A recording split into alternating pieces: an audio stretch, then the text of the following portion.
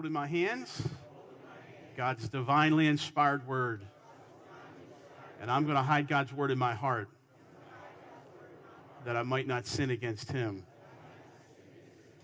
All right, now take your Bibles and open, please, to Psalm 23. I know you know that psalm very well. You read it very well this morning.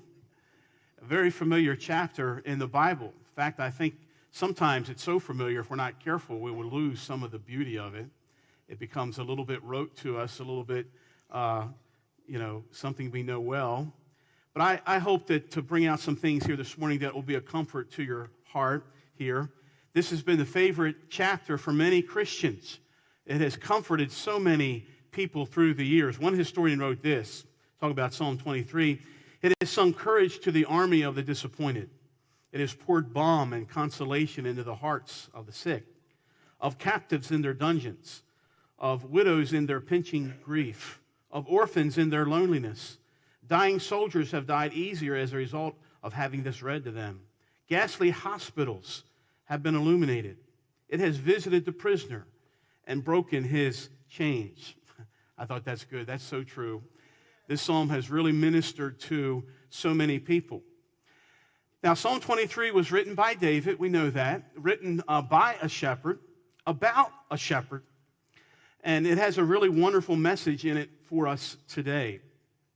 And that is because, do you know that God calls you sheep? You know, you're sheep. There's many things that the Bible uses, many images the Bible uses to talk about the Christian. The Christian is like a soldier. We're in a fight. The Christian is like a priest. We're constantly giving sacrifices to the Lord, spiritual sacrifices. When you worship this morning, you're giving your sacrifice to God. I hope you gave a good sacrifice this morning. We're continuing to do that even as we listen to God's word. We're soldiers, we're priests. When it comes to imagery as far as animals, the Bible calls us sheep. Now, that's not a compliment. I just want you to know that, in case you were wondering. God could have said, you're as wise as owls, or he could have said you are as courageous as lions, but he didn't. He said you're sheep. Now, I don't know about you, but sheep are not very intelligent animals. I hate to tell you. In fact, I've been to a circus as a child. I saw all kind of trained animals, lions and tigers and bears. Oh my, someone just said that. We've seen elephants, dogs doing tricks. You could even train a pig. But I have never seen a trained sheep at the circus. Just doesn't happen. They're very hard to train. They're just not that smart. But also, they're directionless. They have no sense of direction. All the animals of the animal kingdom have some kind of sense of direction. Birds know where to migrate. Animals can find their way home. If you drop a cat off in the woods, he'll meet you in your driveway when you get home, right? Some of you tried that, right? Drop a cat off, and that cat's there waiting for you when you get home. Beat you home. Animals have a sense of direction. That is, except for sheep. And listen to what the Bible says. All we like sheep have gone, what? Astray. We've all gone astray because sheep have no sense of direction. Another thing about sheep is that they're defenseless. They have no ability to defend themselves. It seems like every animal has some kind of defense. I mean, deer have its antlers, and porcupine has its quill, and even a turtle has its shell, and a skunk, well, you know what they can do. But it seems like sheep have no defense. They're just absolutely defenseless. They need to be protected. Another thing about sheep is that they're disturbable. That is, they're very easily disturbed. They're very nervous animals. They're very stressed animals. It doesn't take a whole lot to really cause them to fear. And so the whole idea is simply this, that sheep, if they're going to survive, they have to have a shepherd. They can't do it on their own. They have to have a shepherd. Now, I have good news for you today. You do have a shepherd, and his name is Jesus Christ. He is your shepherd. And this is what David is writing about here. He's writing about a shepherd and his sheep. And I want you to notice 2 times he uses the phrase, he leadeth me. Look in verse 2. He maketh me to lie down in green pastures. He leadeth me. And verse number 3, again, he restores my soul. He leadeth me 2 times. That's really what I think the focus of this whole chapter is, just following the leading of your shepherd. Just follow his leading. That's the essence of the whole Christian life. The Christian life is about following your shepherd. You know, sometimes as preachers and pastors, we have the tendency to make the Christian life more complex than it really is. But honestly, folks, it's not rocket science. You want to be blessed? You want to be happy? You want to be holy? Follow your leader. Follow your shepherd. And we see this all throughout the Old Testament, by the way. Remember when God came to Abraham and he said to Abraham, he said, look, get thee out of your country. Go to a land I will show you. Just follow me. And what was the next verse after that? And I will bless thee. Abraham, if you just follow me, I'm going to bless you. Remember what God said to the whole nation of Israel? He just said, follow my leading. He was that pillar of cloud and pillar of fire by night. It was his Shekinah glory. It was God's glory just leading them through the wilderness. And God said to the whole nation of Israel, if you just follow me and just follow my leading, I will bless you. And that's what God says to us today. God says, look, if you want to be blessed, then just follow my leading. And that's what this psalm here is trying to persuade us to do. In fact, what we're going to see are just really two images. We see the image of a shepherd and his sheep. And then at the end of the psalm, we see the image of a king and a banqueting house with his guests. You know, our shepherd is also our king. And that's what we're going to see here. But what I want you to see in this chapter are 7 blessings that you receive when you follow his leading. 7 blessings. Again, do you want to be blessed? Because I want to tell you something. God wants to bless you, friend. He is a gracious God. He's a merciful God. And he delights in blessing. And so God wants to bless you. So here they are. If you follow the shepherd's leading, number 1, there's provision. Just write down provision. Look in verse 1. The Lord is my shepherd. I shall not want. Notice who the provider is, the Lord. Notice in your Bible, that's in all capital letters.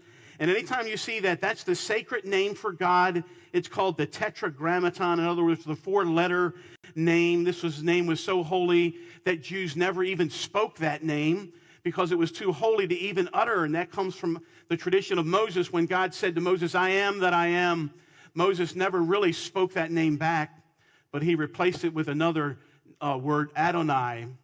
And so we really don't even know how to pronounce that name. There are really 27 different variations on how you pronounce the name of the Lord, that holy name. We call it Yahweh, but we don't really know how to say it. It's so holy. And the idea here is who is your shepherd? It is that holy God. That great God is your shepherd. You need to rejoice in that because the sheep are only as safe as the shepherd is strong. And you have a mighty God, and he is your shepherd. He's the good shepherd. Write down Isaiah 40, verse 11. He shall lead his flock like a shepherd. He shall gather the lambs with his arms. We have a mighty God who is loving and strong, and he's the one who is your shepherd. And he wants to lead you. He wants to bless you. But not only the provider, but notice the provision in verse 1. I shall not want. And the word want there simply means lack. And it just means this, that when you follow him, you're not going to lack for anything. God's just going to provide for you. He's going to take care of you. It might be here this morning, you're a little worried about things. You're worried about provision for your family. Listen, if you follow your shepherd, you're not going to lack. He's going to take care of you. He just will. He's just gracious. You know, this is a lesson the Lord taught me when I was a college student.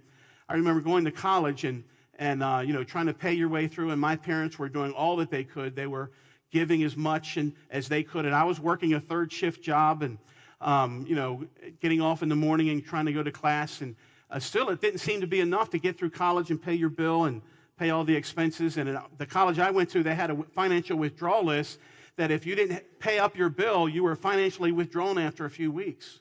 And while you were sitting in class, they would bring this list into class. This was the dreaded financial withdrawal list, you know. You're sitting there in class, you're hoping your name is not on that list. And I remember one morning, I had gotten off work, worked all night, and sure enough, they read the list and my name was on it. I had to leave class. That's kind of an embarrassing thing. I remember walking down the hallway thinking, Lord, I'm doing everything I know to do. And Lord, I just need you to help me if you want me here, if you're leading me to study for ministry. And while I was walking down the hallway, a guy walked up to me and he said, hey, someone left this for you. And he gave me a check. And it was from a guy I never met before, still haven't met him. And I took it to the business office, and I said, how much is it going to take for me to get back into school? And they said, it's going to take you $323. Guess what the check was written for? $323. The exact amount that I needed to get back into school. So, yeah, you can give the Lord a hand, right? I still haven't met this guy, but it was the Lord who did it. And, of course, I put the check down and said, well, here it is. No problem. I remember one time I was in seminary. I had Carolyn, 4 children, trying to go through school, and I was short.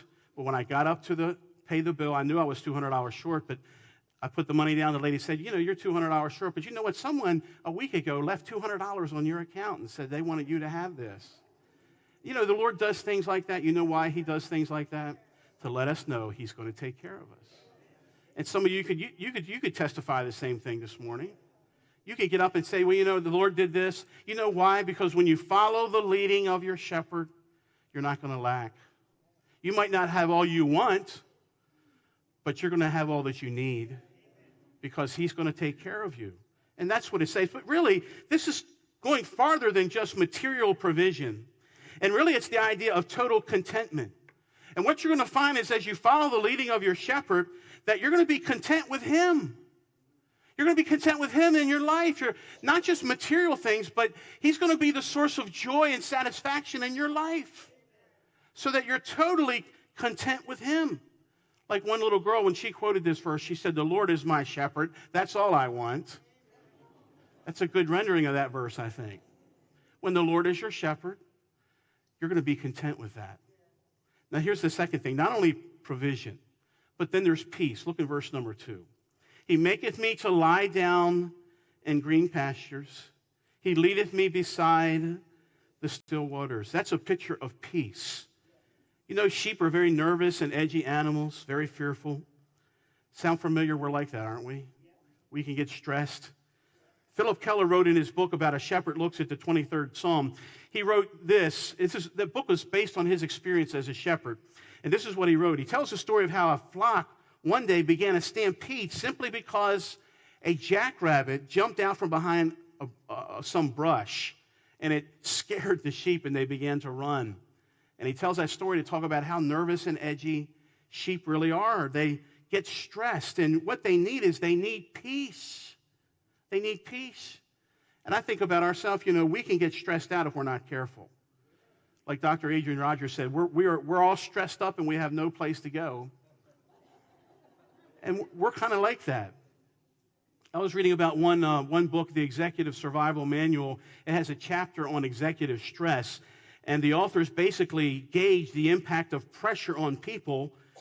They call them, these stress factors, life-changing units. And the greater number of units, the greater the risk of some kind of emotional or physical illness you're going to have. And so they name a life event, and then they give it certain life-changing units, what they call. That's how they do it. And they have a whole list here to kind of gauge yourself. I guess they want you to kind of measure your units to find out how much stress you're under. And so they give all these things: divorce 73 units, marital separation 65, death 100, death of a spouse or family member, jail 63, injury or illness 53, being fired at work 47, retirement 45, and on it goes all the way down to Christmas. That's coming, right? 12 units, and then traffic violations. And they want you to add up all your units and to see how stressed you are. I don't recommend this. I added mine up, and I'm due for a heart attack anytime. But some of you may be due for death if you add yours up here. Now, how true is all this? I don't know. I honestly don't know how legitimate this is, how true to life it is. But I do know this: we all are under stress. And we need peace. And where does that peace come from? It comes from your shepherd. If you follow his leading, you know what he's going to give you? He's going to give you peace. Because notice what it says: he makes me to lie down in green pastures. He leads me beside still waters. How does he give us peace? I think the key there is his own presence. Look at the word he in verse 2. He maketh me lie down. He leadeth me. You know what that means? That he is with me. You know what gives us peace? The presence of our shepherd. You know why sheep are able to lie down peacefully? Because they see their shepherd is right there, and so therefore they know there's nothing to fear. As long as he's there, there's nothing for them to fear because they know that the shepherd's going to take care of them. And that's why we need the presence of God in our life, because he is that source of peace. One time a young preacher went to an older saint, and he was trying to comfort her, and he read the verse Hebrews 13:5. For he has said, I will never leave thee nor forsake thee. And he was pointing out that in the Greek, he had just learned Greek, and he was really happy about that. And he said, in the Greek, there are 5 negatives in the Greek. I will not, never, never, never leave you nor forsake you. And that dear old saint said, well, God might have to say it 5 times to you Greek fellers, but once is enough for me. I will never leave you. I will never forsake you. It is the presence of God. And where it says, he makes me to lie down in green pastures, the shepherd would just take them to certain pastures where they could graze. And if you read about sheep, you know that the most important time for sheep were after they would graze in the morning with this lush grass with the dew on it. They would spend the rest of the day just lying down, because that was the time for them to basically digest what they have eaten, and they grow. That was an important growing time. And so the shepherd was very careful to help them to lie down because of that important time. And you know what? God knows it's important for you as his people to learn, as you feed on his word, to also spend time with him, digesting what you have learned, giving you peace as you spend time with the Lord. Ezekiel says this in Ezekiel 34:15, I will feed my flock and I will make them lie down. God feeds you. I hope that when you hear God's word, whether it's in a Sunday school class or here in church, you don't just rush out and just forget it, but that you'll go and you'll think about it. And even during your devotion time during the week, and I hope you all have time when you spend time with the Lord, reading the word, thinking over what you have already learned, maybe when you've taken notes in church, and then you're praying and you're meditating on that. You know what that is? That's peaceful time. You read the lives of great Christians, you're going to find that those who have had great success in their spiritual life were people that had quiet time with God, where God very peacefully would minister to them. So there's one blessing is provision, one is peace, but also write down purity. Look in verse 3. He restores my soul. He leads me in the paths of righteousness for his name's sake. Then there's purity. Look at the word restore there. It's an interesting word. It means to turn. And sometimes this word is used in the Old Testament to speak about repentance, like to say he turns me or turns me back.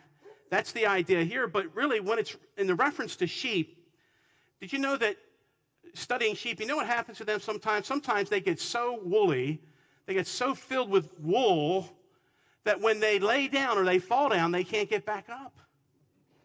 And they actually turn over, kind of like a turtle. You ever see a turtle turned over on a shell? He can't get back on his feet. Sheep can get that way. They get heavy, and it's called being cast down sheep. David kind of plays on that in another psalm when he says, why art thou cast down, O my soul? Sometimes we can get cast down. And shepherds, if they were very diligent in what they did, they would at times have to find these cast down sheep and put them back on their feet because they were cast down. And that can happen to us at times. You say, what can cause us to be cast down? Well, the excess of our life, things that don't belong in our life. It could be things that take away our passion and desire for the things of God. It could be sins that weigh us down, desires that weigh us down, things that just need to go from our life because it's not helping us to grow. You know what needs to happen to a sheep that's like that? They need to be shorn. They need to have some wool removed. That's the idea. They need to be restored. And so it is with us spiritually. Sometimes God, when he's leading us, will take things out of our life because it's not helping us in our sanctification. It's not helping us in the paths of righteousness. And so the Lord will remove those things. He'll take them out. It might be a relationship. It might be something, whatever it is, anything that dampens your passion, your desire for the things of God. God's got to remove it. He wants to put you on the paths of righteousness for his name's sake. And so he is sanctifying you. He's doing his work in your heart. There's purity. But let me move on. Let me show you another one. Then there's protection. When you follow the leading of your shepherd, there's provision and peace and purity, but then protection. Look at verse 4. Yea, though I walk through the valley of the shadow of death, I will fear no evil, for thou art with me. Thy rod and thy staff, they comfort me.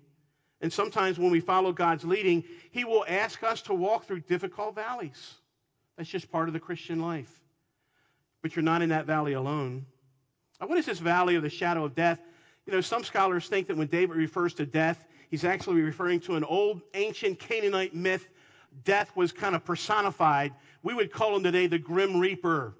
You know, I can walk through the valley of the Grim Reaper and not be afraid. There's ancient stories that, of course, are myths. They're not real. But people back in that day would kind of believe some of those things. Like the false god Baal went through the valley of the valley of death, and death seized him and killed him. And yet David is saying here, you know what? I can walk through the valley of the Grim Reaper, and I don't have to be afraid. Why? Because he's with me. And I don't have to be afraid. I can walk up to death's door, knock on the door, and not be afraid. Lord, because you are with me. I don't know, maybe some people here today, this year, you've gone through the valley of the shadow of death. But friend, you don't have to be afraid of that. God's going to go with you through that. He's going to help you through that. I think of the story of Donald Gray Barnhouse. His wife died, and she left him 2 small children, and he was trying to help his children cope with death. And, you know, they'd lost their mom, and they were walking down the street, and a big truck passed by on the street, and the shadow of that truck just passed through them.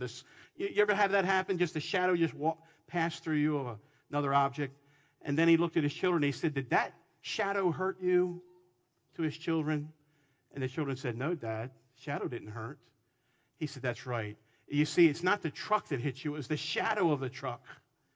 And you see, what hit your mother was not death, but the shadow of death. Because if you're a Christian, the shadow of death can't hurt you. You're a child of God. And we'll see that at the end of the psalm, because if you're a child of God, you live in the house of the Lord forever. And some say this valley is just simply difficulty. There is such a valley there in the Holy Land called the Valley of the Shadow of Death. It's a little valley, kind of a miniature Grand Canyon. It starts in Bethlehem, and it kind of cuts its way down towards the Dead Sea. It starts 2,700 feet above sea level and cuts all the way down to 1,300 feet below sea level. And shepherds would lead their sheep through this valley. On the map today, it's called Wadi Kelt. They would lead their sheep through this valley because they would bring them down to the low pastures around the area of Jericho where they could feed on the lush grass that was there. And then during other seasons, they would lead them back up into the plateau of Bethlehem to feed the sheep there. But they were constantly leading them through this valley. And it was a fearful thing because in those valleys there, in those crevices, sometimes there would be bandits and robbers and predators. And when sheep would have to go through that valley, it was always a very fearful thing for sheep. But they had their shepherd leading them through. And so David is using this. He's saying, you know, when we go through that valley, you just remember you don't have to fear because I don't have to fear any evil because you are with me. Actually, there's a play on words here in the Hebrew. The word for evil is ra. The word for shepherd is ro'ah. I don't have to fear ra because I have ro'ah with me. The shepherd is with me. He is my protector. Write down Isaiah 43, verse 2. When you pass through the waters, I will be with you, and through the rivers, they shall not overwhelm you. When you walk through the fire, it shall not consume you or burn you. God says, I'm going to go through this with you. Reminds me of a story that was told by the great preacher Alexander McLaren. When he was 16 years old, he got a job. His family had a farm just outside of Glasgow. But his job was in Glasgow. It was about 6 or 8 miles away, so he couldn't walk back and forth. It was too far. So he would, during the week, walk to his job and stay there and spend the night. And then on the weekends, he would go back home. But one day, his father came to him and said, Alexander, I want you to come home Friday night because your mother and I, we miss you. And we want you to come home Friday night instead of waiting for Saturday. Well, Alexander McLaren knew that between his farmhouse where he lived and his job, there was a dark valley. And people had been known to be killed in that deep, dark valley. It was a very fearful ravine to walk through. So he said to his dad, he said, Dad, I'm going to be tired on Friday. Just let me wait for Saturday. And his father said, no, we want you home on Friday night. So that Friday night after work, he got off. The sun had already set. It was already dark. He started on his journey. He got to the very mouth of that ravine, and boy, he was afraid. And so he thought, you know what, I'll just whistle. Maybe that'll help. Sure, that always helps, I'll whistle. He whistled, started into that valley, and then he began to talk like he had an imaginary friend with him. He was thinking, if there's someone down there, they'll think it's two people instead of one. That'll help. But as he got down into that ravine, he saw a stirring. He could barely see, but he saw something stirring. And his heart was just filled with fear. And he saw a silhouette beginning to approach him. And again, he was just terror-stricken until that form got closer and closer. And finally, he could see who it was. It was his own father. And he said, Alexander, I just wanted to come and meet you and walk with you. I thought we could walk through this valley together. And Alexander McLaren said, you'll never know the difference that made. That trip that was once very fearful and one that caused me to dread now brought me such joy and such peace. Why? Because my father was with me. And he walked through this valley with me. Now, friend, I'll tell you this. I don't know what valley you're going to go through, but I know this. You're not going to go through it alone. You're not going to walk alone through that valley. The Lord is going to be there. He's going to go through it with you. There is protection. There's provision. There's peace, purity, protection, and then there's plenty. Look in verse number 5. Thou preparest a table before me in the presence of my enemies. Thou anointest my head with oil. My cup runneth over. Now, here's where the imagery shifts from that of a shepherd to that of a king. Now, the idea is a king, and well, that ends another service here at Grace Bible Baptist Church. For those of you who are listening for the very, very first time, we want you to know that this program is bought with a caring heart. We care about you. We want you to know the Lord Jesus Christ. We want you to know the Word of God, how that you can live and walk with Him and have an inner beauty and an inner rest that only God can give to you. Well, you must come and visit us at our church, 1518 North Rolling Road, right here in Catonsville, Maryland. You still have time to make the service. Now, you'll find a number at the end of the screen. Give us a call. We're there to help you.